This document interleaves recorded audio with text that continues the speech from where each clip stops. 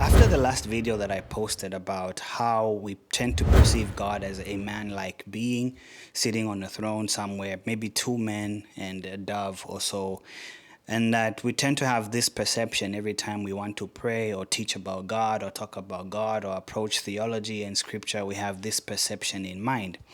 And after posting that video, I received a lot of responses concerning how we are made in the image of God. So if we look like this, that means God must definitely look like how we look like. And I think it's important for me to clarify and first touch on what exactly is the image of God before I proceed with the video. So what exactly does it mean to be created in the image and likeness of God? Let us first deal with a certain perception. When people hear the words made in the image of God, for some reason, we automatically attribute it to how we physically look. And surprisingly, we have a tendency to reverse engineer this by thinking that because I look like this, therefore God must definitely look like me, but bigger. To some degree, I can understand why it might seem reasonable to think like that, but I think we are strongly overlooking certain truths about God that we're supposed to keep in mind all the time. We're supposed to note that God is not a creature, but man is a creature.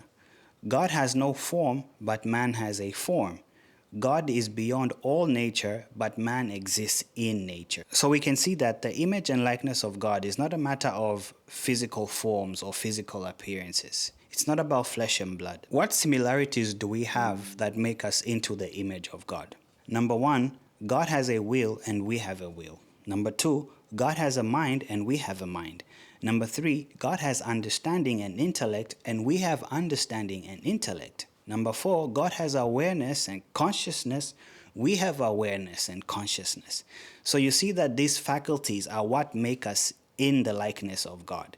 And you notice that these faculties in themselves have no physical attributes or properties, but yet they strongly influence and govern the physical body or the physical form. I mean, just think about it. Can anyone show us the color and size of intellect?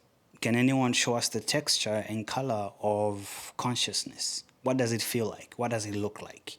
What color is it? Those questions are hard to answer because we cannot attribute any physical property to those faculties. So then, the question would be, what constitutes the image of God? We've spoken about the likeness, but what exactly is the image of God? Let's look at what the scripture says. Colossians chapter 1 verse 15 to 16 says, "The Son is the image of the invisible God, the firstborn over all creation. For in him all things were created, things in heaven and on earth, visible and invisible, whether thrones or powers or rulers or authorities, all things have been created through him and for him." The Son is the image of the invisible God.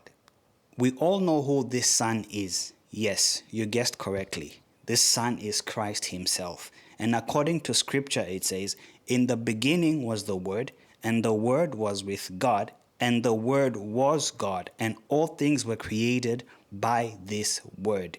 And this Word is the image of the living God himself." The image of God was already existing before the conception of Adam, even before the conception of creation. And we've already identified that this image is Christ. So in order for us to understand, we have to look at what or who Christ is. Number one, Christ is a son and love of the Father. Number two, Christ is the power of life and creation. Number three, Christ is holy and righteous. Number four, Christ is mercy and compassion. Number five, Christ is wisdom and humility. Number six, Christ is strength and courage. The list can go on and on and on because scripture portrays Christ in so many titles and in so many ways. So to bear the image of God means to live the life of Christ. It means to live in power, to live in righteousness, to live in holiness, to live in humility, to live in meekness and in wisdom, and every other attribute associated to Christ. It is safe to say that we are all made in the likeness of God, but not everybody bears the image of God. There are some people who bear the images of snakes, scorpions, dragons, according to how they live their life in their fleshly nature that is heavily influenced by Satan. So with this information, let us read Genesis chapter 1 verse 26 together. Then God said, "Let us make mankind." let's note that mankind is a creature from nature. Okay? And then it says, in our image. What was the image that we discussed and talked about earlier on? That image is Christ in holiness, in power, in glory, and authority. Okay? Then it says, in our likeness. What was the likeness we discussed? This likeness was having mind, will, intellect, awareness, and understanding. And scripture continues, so that they may rule over the fish in the sea and the birds in the sky, over the livestock and all the wild animals, and over all the creatures that move along the ground. What we have to realize is that everything that is not God is a creation and therefore a creature. You and I are creatures created by God. Our creature type is that which we call man or mankind. Just like the way we call animals animals, that's their creature type. And in light of scripture, God clearly announces and says that he is not a man.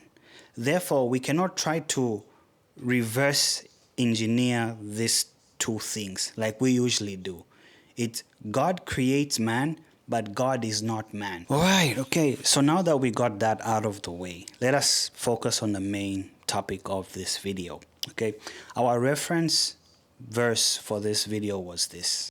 Deuteronomy chapter 4 verse 15 to 18 says, Take ye therefore good heed unto yourselves, for ye saw no manner of similitude on the day that the Lord spake unto you in Horeb out of the midst of the fire, lest ye corrupt yourselves, and make you a graven image, the similitude of any figure, the likeness of male or female, the likeness of any beast that is on the earth, the likeness of any winged fowl that flieth in the air, the likeness of anything that creepeth on the ground, the likeness of any fish that is in the waters beneath the earth. So we're going to look at why Moses said, so that you do not become corrupt. Well, the answer is simply based in human nature, fallen human nature. Okay, that's because human beings have got a tendency of idolizing images outside themselves, and especially if they have some divine or supernatural meaning to it. The human reason perceives external images as absolute reality, and it shapes all its thoughts and ideas on that perception. For example, if God manifested himself in the form of a cow, the human reason will perceive God to look like a cow, even outside the material realm.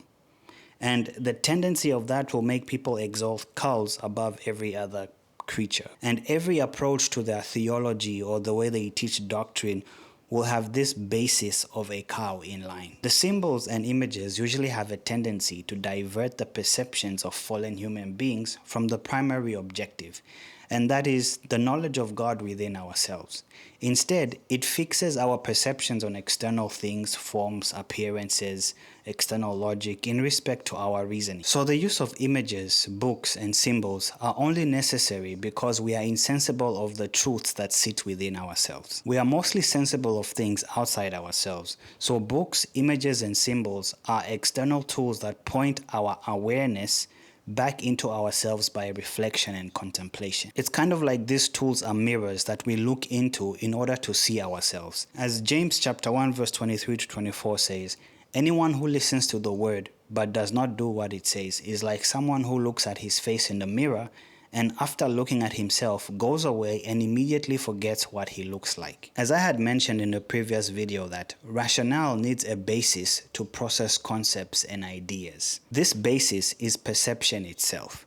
So to rationalize upon divine matters with an earthly perspective will most definitely produce a corrupt understanding. The results may or may not be proportional to the different perceptions present. There will most definitely be a situation where one person believes this, one person believes that, even though they are reading from the same source. When people attribute a form to God, all their theological approaches will align to the particular form of their perceptions. For example, to think upon the human form automatically comes with knowing its limitations, proportions, and human nature.